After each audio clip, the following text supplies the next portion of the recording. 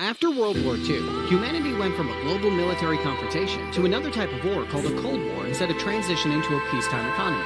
Specifically, to a conflict which didn't involve direct military confrontations between the main participants, but rather an extensive arms race, continuous tensions, and occasional proxy wars.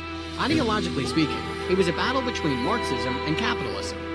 Lasting until the dissolution of the USSR on the 26th of December 1991, the Cold War was long and extremely expensive. Over the entire Cold War period, U.S. military purchases amounted to roughly $17 trillion of today's dollars, and while reliable figures for the USSR are hard to come by, they most likely spent less in nominal terms, but more as a percentage of their gross national product. In the end, the USSR collapsed under its own weight, as their over-centralized planning just didn't work.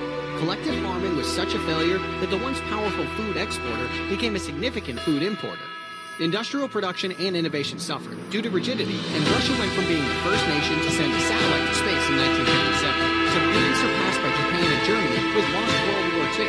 At its high point in 1969, the USSR represented 14.31% of the world's economy, but by the year of its dissolution, it had collapsed all the way down to 3.58%.